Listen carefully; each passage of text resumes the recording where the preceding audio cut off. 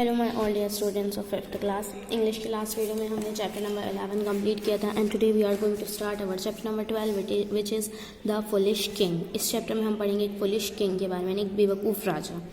Think and answer these tricky question. ज़रा सोच के इन ट्रिकी क्वेश्चन के आंसर बताओ। How much dirt is there in a 4 feet deep 3 feet long and 4 feet wide hole. क्या बोल रहा है आपसे कि कितना ज़्यादा डर्ट भरा होगा 4 feet डीप, 3 feet लॉन्ग और 4 feet चौड़ा, जो अगर एक वो है होल है तो उसमें कितना डर्ट भरा होगा। What would you do if you find N endangered animal eating N endangered plant. आप क्या करोगे अगर आपको पता चले कि एक इंडेंजर्ड एनिमल जो है वो एक इंडेंजर्ड प्लांट को खा रहा है। Imagine you are in a sinking row boat surrounded with shark, how would you survive. आप ये बताओ कि आप अगर एक बोट पे हो जो खुली हुई है और आप शार्क से घिर गए हो, तब फिर आप क्या करोगे। अभी ट्रिकी क्वेश्चन से सोचो इनके आंसर। तब तक हम स्टार्ट करते हैं अपना चैप्टर। इसमें सबसे पहले लेट्स रीड में कैरेक्टर देख लेते हैं। नरेटर जो हमें चैप्टर बता रहे हैं वो फुलिश किंग एक बेवकूफ़ राजा, द वाइज दीवान एक होशियार दीवान, the gong man doorman, soldier 1 soldier 2 the armies commander और आर्मी के commander. Let's start our story. Scene 1 narrator. Narrator बता रहा है once upon a time there lived a foolish king who had a very wise dewan. One warm summer night the king could not sleep, he was tossing and turning in his bed, at last when he heard the sick song he set up. क्या बोल रहा है।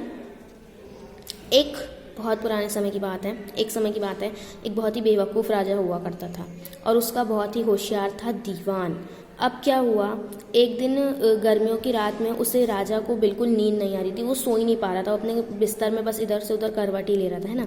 और फिर आखिरकार क्या हुआ, उसने लास्ट में 6 गोंग की आवाज़ सुनी। वो जो घंटी बजाते हैं ना, वो जो गोंग है ना, जो मतलब घंटी बजाते हैं उसकी, तो 6 टाइम्स 6th गोंग की आवाज़ सुनी, 6वीं बार बजा गोंग, वो उसने सुना और वो उठ के बैठ गया। द फुलिश किंग क्या बोलता है, is it 6 o'clock already, I should get up now. Yawning loudly but I feel so worn out, I think I will ride out into the courtyard and get some fresh air. To the doorman, go wake up the divan and tell him we will go riding today। क्या बोल रहा है ये, राजा उठा और कहता है अरे सुबह के 6 बज गए, ऐसा लगता है मुझे उठ जाना चाहिए। और वैसे जमाई लेते हुए बोलता है पर मुझे बहुत ही यानी अच्छा नहीं लग रहा है, बोर सा लग रहा है, तो मुझे ऐसा लगता है कि क्यों ना मैं बाहर घूमने जाऊँ और थोड़ी सी फ्रेश एयर में निकलूँ। तो वो जाता है डोरमैन के पास में और जाकर कहता है कि जाओ दीवान को उठाओ और उनको बोलो कि हम अभी घूमने जाएंगे। डोरमैन कह के as you wish your majesty. Doorman कहता है जैसी आपकी आज्ञा महाराज। नेक्स्ट लिखेंगे ये आ गया हम सीन 2 पे। सीन 2 पे नरेटर क्या बता रहे, the king and Diwan set out for their ride in the countryside with where the greenery and the beauty of nature is abundant.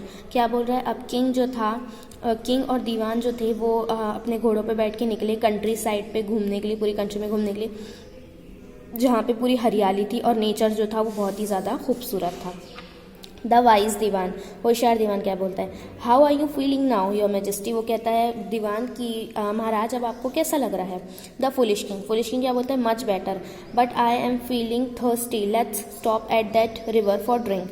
राजा कहता है अब मुझे अच्छा लग रहा है, ठीक लग रहा है, पर मुझे बहुत ज़्यादा प्यास लगी, चलो वहाँ रुककर नदी पे पानी पीते हैं। Narrator, they stop at the river for a drink, वो वहाँ पे रुके पानी पीने के लिए। The foolish king, the water is so crystal clear and freshening and how it sparkles, where does this river flow to Diwan ji. Foolish king कहता है कि अरे पानी इतना साफ़ सुथरा है और इतना प्यारा है, ये कितना चमक रहा है। वो दीवान से पूछता है कि दीवान जी ये जो रिवर है ये कहाँ बहती है। The wise dewan, the river flows to the neighbouring kingdom in the east your majesty. दीवान कहता है कि ये जो नदी है महाराज ये वहाँ बहती है, एक हमारा जो पड़ोसी राज्य है वहाँ पे बहती है। Foolish king, that's ridiculous, our river flows into their territory, we must stop it at once. Foolish king क्या कहता है कि ये तो बहुत ही वाहियात बात है, ये जो नदी है हमारे साइड से होकर वो यानी पड़ोसी राज्य में बहती है, ये तो बिल्कुल ख़राब बात है, अब इसे हमें रोकना पड़ेगा। The wise Diwan, but your majesty, वो बोलते ही रहता है वाइज दीवान की पर महाराज, तो फुलिश किंग उसे रोक देता है। I don't want to hear any excuse, I am ordering you to get a dam built here right away, stop this river at once. क्या बोलता है राजा कि मैं कुछ नहीं जानता, मुझे कोई एक्सक्यूज़ नहीं सुनना है, ये मेरा आदेश है कि आप यहाँ पे एक डैम बनाएं और इस नदी को उनके तरफ बहने से रोकें। अब सीन 3 में क्या बता रहा है narrator, the king's order could not be challenge and the dam was built. राजा का जो ऑर्डर था वो कोई मना नहीं कर पाया और आखिरकार क्या बन गया, dam. But now that the dam had stop the flow of the river, its water overflowed and flooded the countryside. पर क्योंकि जब वहाँ डैम बन गया और जो नदी थी उसको बहने की जगह नहीं मिली, तो जो पानी था वो ओवरफ्लो हो गया और पूरी कंट्री में आ गई बाढ़। द वाइज दीवान, सॉरी मतलब उनके एरिया में आ गई बाढ़। The wise dewan, your majesty we must do something, the water is flooding the countryside, the condition will be worse during the monsoon. जो दीवान है वो क्या बोलता है कि महाराज हमें कुछ ना कुछ तो जल्दी करना पड़ेगा, क्योंकि जो पानी है वो पूरा गाँव में जगहों पे बढ़ते जा रहा है ना, और अगर मानसून आया तो कंडीशन जो रहेगी वो और भी ज़्यादा बुरी बन जाएगी, मतलब बारिश में। The foolish king, nonsense. What is important is that we have the water of the river to ourselves. राजा क्या बोलता है कि बेवकूफ़, इससे कुछ फर्क नहीं पड़ता, ज़रूरी बात यह है कि जो हमारी नदी का पानी है वो हमारे पास ही है। The wise Diwan, but your majesty the entire kingdom will be flooded. तो वाइज दीवान कहता है पर महाराज जो पूरा राज्य है वही डूब जाएगा। The foolish king, let it flood. तो फुलिश किंग कहता है कि हाँ भर जाने दो। The wise Diwan, but your majesty the crops will be destroyed. तो वाइज दीवान जो रहता है वो क्या कहता है कि पर महाराज जितना भी क्रॉप, जो भी मतलब खेती बाड़ी किसानी, वो सब डूब जाएगा। The foolish king, let them be destroyed, so what. तो राजा क्या कहता है ठीक है, होने दो, जैसा हो रहा है उससे क्या होता है। The wise dewan, the people of the kingdom will drown and die.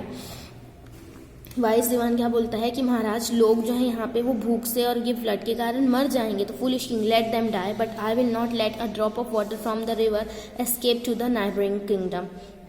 जो बेवकूफ़ राजा कहता है कि उनको मर जान दो, पर मैं अपने यानी नदी का पानी, एक बूंद भी पानी जो है वो दूसरे किंगडम में जाने नहीं दूंगा। The wise dewan to help them, wise दीवान जो था वो खुद से क्या बोलता है, व्हाट अ फुलिश किंग, कितना बेवकूफ़ राजा है। द फुलिश किंग क्या बोलता है, व्हाट आर यू थिंकिंग दीवान जी। वो कहता है कि आप क्या सोच रहे हैं दीवान जी। तो द वाइज दीवान क्या बोलता है, Your Majesty, when the neighboring kingdom finds out that we have stopped their water supply, they will attack us. They might even destroy the dam. तो वाइस दीवान क्या बोलता है कि महाराज जब हमारी जो नेबरिंग कंट्री यानी नेबरिंग किंगडम है, यानी कि जो हमारा पड़ोसी राज्य है, जब उसे ये पता चलेगा कि हमने पानी का सप्लाई जो है वो बंद कर दिया है डैम बना के, तो वो क्या कर देंगे, अटैक कर देंगे, है ना। और क्या कहते हैं वो फिर क्या करेंगे, डैम को भी डिस्ट्रॉय कर देंगे। द फुलिश किंग, हा dewan ji, it seems you are easily frightened. Let them come. I am not afraid of anything. Let them dare to go near the dam and I will. क्या बोल रहा है वो जो बेवकूफ़ राजा कहता है कि हाँ दीवान जी, लगता है आप तो बहुत जल्दी डर जाते हो। क्या बोल रहा है राजा कि आप उनको आने दो, मैं उनसे नहीं डरता, अगर वो डैम के पास भी गए तो फिर देखना मैं क्या करूँगा। The wise dewan, in deep thought while looking at the sun shining in the sky, I have got it.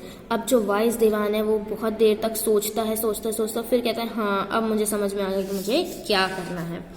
आप देखो सीन 4 जो है हमारा क्या बोल रहा है, नरेटर अब बता रहे, next scene takes place in the clock tower from where the gongs are sounded to tell the time. Diwan enters to speak to the man who sounds the gong. अब ये जो सीन है ये कहाँ का है, ये है उस टावर का, क्लॉक टावर का, जहाँ पर जो clock tower from where the gong, जहाँ से जो ये घंटी होती है ना, इसे बजाई जाती है टाइम बताने के लिए, यानी 1 घंटे में एक बार, 2 घंटे में फिर 3 घंटे बाद फिर, ऐसे करके यानी 1 घंटे बाद ये घंटी बजाई जाती है। तो दीवान वहाँ पे एंटर होता है, वहाँ जाता है दीवान, और जो इंसान ये जो घंटी बजाता है उसके पास जाके कुछ बात करता है।